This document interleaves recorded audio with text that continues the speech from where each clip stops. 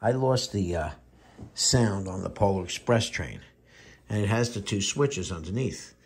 So I was trying to find a video on how to take this thing apart, and I couldn't find one, so I did it myself, and it was pretty simple.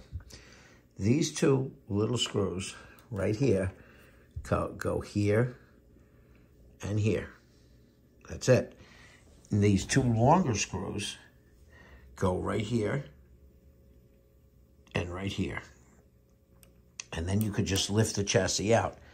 The way you want to lift it out is the back lifts out first. It's going to be hard to do with one hand. It may not even come out because it's kind of tight. You see, it's tight. So let me put the phone down so you guys can see it. And hopefully lock it in place. Maybe you'll get a little view like that. Now, you lift it up, it's tight. You kind of got to get the back out. It's not that easy. There it goes. Then it tilts, slides out. Now you see how the whole thing came out? And that's what's in there. Now, that's basically it. Now to put it back in, you can't just drop it down. It won't go in. I'm like, how do you get this in? So you got to kind of work the front in there. You got to get the front in.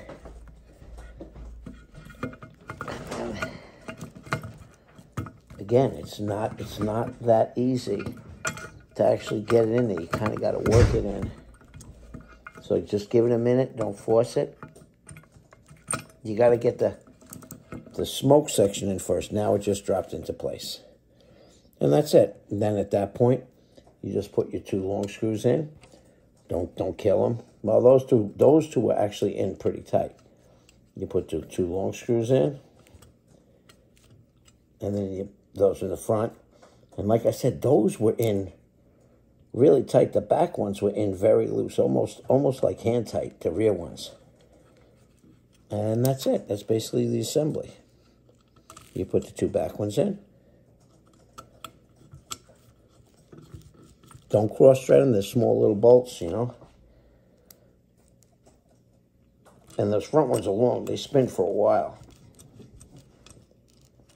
The rear ones I'm just putting in like that because they came out easy. The front ones I had to get a bigger screwdriver because they were that tight. And they spin for a while.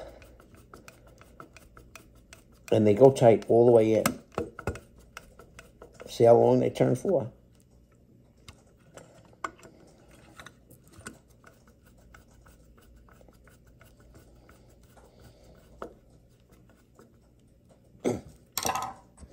Okay, that's it.